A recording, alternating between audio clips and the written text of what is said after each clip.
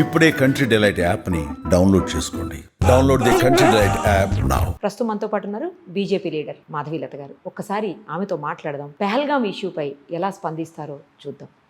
నమస్తే అండి. నమస్కారం. చాలా దురదృష్టకరమైనటువంటి ఘటన, జరిగి ఉండకూడదు బట్ జరిగిపోయింది. అమాయకుల్ని బలి చేశారు దారుణంగా. అది కూడా మతం అడిగి మరీ చేయటం అంటే ఇంతకంటే నీచము నికృష్టం ఇంకోటి ఉండదేమో. యావత్ దేశమే కాదు, యావత్ ప్రపంచం కూడా వ్యతిరేకిస్తున్నటువంటి సందర్భం ఇది. మీరు ఎలా స్పందిస్తారు దీని మీద? ఎలా సమాధానం చెప్పబోతుంది ఇండియా వాళ్లకు? అంటే బహుశా పెహల్గాంలో జరిగిన రక్త కాండ ఏదైతే ఉందో, మారణహోమం ఏదైతే ఉందో, అది ఆ కుండను నింపడానికి ఆఖరి బొట్టుగా తయారైంది తప్ప భయంకరంగా ఇలాంటి మారణకాండ మనం బాంబే నడి బొడ్డులో భయంకరంగా షూట్ చేయడం, చిన్నపిల్లలు, ఆడవాళ్ళు, అదే కాకుండా హైదరాబాద్లో గోకుల్ సెంటర్లో కూడా బాంబ్ బ్లాస్ట్ చేయడం, పార్లమెంట్ దగ్గర బాంబ్ బ్లాస్ట్ చేయడం, అంటే కొన్ని ఏండ్లుగా వాళ్ళ అరాచకాలు ఎక్కడా కూడా అడిగంతరం లేకుండా జరుగుతూనే ఉండడం.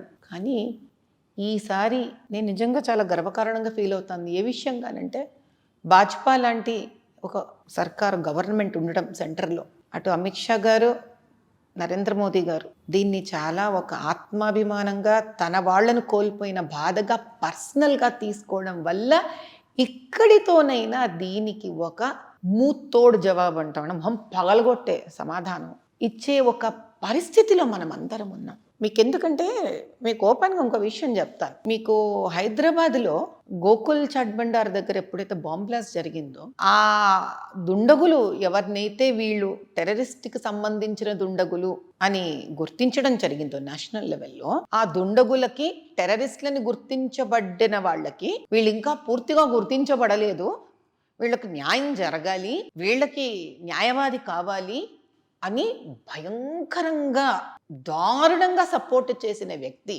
ఈరోజు ఇదే వ్యక్తి ఒక మార్పు చేయడం, లేదు చాలా అన్యాయం అయ్యింది అనడం, అంటే వ్యక్తిలో మార్పు కాదు, దేశంలోనే ఒక మార్పు వచ్చింది. అంటే నేను ఇంకా నోటికొచ్చినట్టు నేను మాట్లాడితే నన్ను భారతదేశం ఊరుకోదు, భయం రావడము మనం గుర్తించాల్సిన విషయం. బీజేపీ సెంటర్లో కూడా ఇంకా ఇలాంటివి ఏ వాగుడు వాగినా కూడా ఊరుకోదు అన్న ఒక భయము ఏర్పడడం. ఇంత జరిగినా కూడా ఆ వ్యక్తి పార్టీని అడ్డం పెట్టుకొని తనకు స్వార్థం కోసం, తన సొంత స్వార్థం కోసం గోడ మీద పిల్లివాట మాట ఆడుతున్నాడు తప్ప ఏ రోజు కూడా ఇంతమంది చనిపోయారు అని నిజమైన బాధ కానీ, ఆ బాధకు ప్రతిస్పందించడం కానీ ఎలాంటివి ఏవీ లేవు.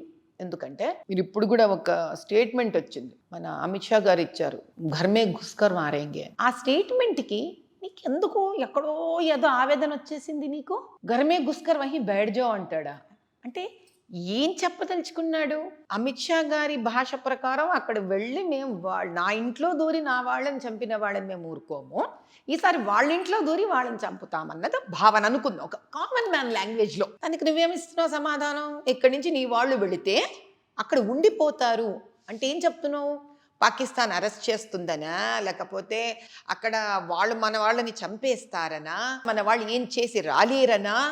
ఏం సంబోధిస్తున్నాడు ఆ వ్యక్తి? మనము దాని మీద concentrate, we need to understand that అతను మాట్లాడే ప్రతి మాటలో దేశం పట్ల ఒక ద్వేషము, ఏదో అటు పక్కన పాకిస్తాన్ వాళ్ళ పట్ల ఒక ప్రేమ, అది కాన్స్టెంట్గా కనిపిస్తూ ఉంటుంది. ఏదో ఒక రెండు మాటలు మాట్లాడి వదిలేస్తున్నాడు తప్ప ఏదో కంట నీళ్లు కార్చి, లేదు మేము కూడా ఒక జులూస్ తీసాము అంటే మన వాళ్లే వాళ్ళతో చేతులు కలిపిన పరిస్థితి ఎందుకు లేదు అని అడుగుతున్నాను నేను. కడుపు మండాలి కదా, ఎందుకు లేదు నీకు అసలు ఆ బాధ ఎందుకు? నువ్వు ఈయన ఒక మాట అనగానే నువ్వు ఇంకో మాట చెప్తున్నావు. సరే, మొన్న ఆల్ పార్టీ మీటింగ్ జరిగింది. ఆల్ పార్టీ మీటింగ్ జరిగినప్పుడు మిగతా వాళ్ళందరూ కూడా లేదు గమ్మున బయటకు వచ్చి మనం దేశానికి ఏదో రకంగా మనం నిలబడాలన్న ధోరణితో మాట్లాడితే నువ్వు మాత్రమే అనుసరిస్తున్నావు.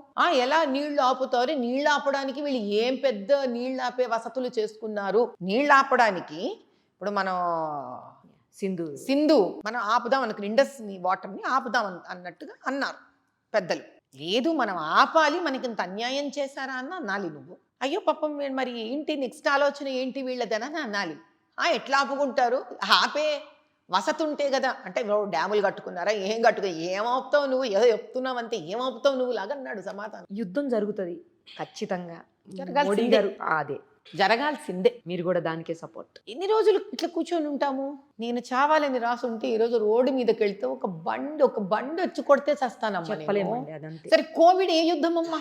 అదే కదా, ఎంతమందిని పోగొట్టుకున్నాం కోవిడ్ లో మనం. తెలిసిన వాళ్ళు ఇలా చస్తూ నీళ్ళు బతుకుతామమ్మా, భయంలో చస్తూ. జో డరావో మరా. వాళ్ళ భయం వచ్చిందంటే మనం చచ్చిపోయినట్టే. జీవితంలో మనకి ఇంకా శాంతే లేదే. పోనీ వాడు ఎక్కడికి రాలేదు, అలా కూడా మాట్లాడదాం. హైదరాబాద్ వరకు రాలేదా దుండగుడు? బాంబే వరకు రాలేదా? ఢిల్లీ వరకు పోలేదా? కర్ణాటక వరకు వెళ్ళలేదా?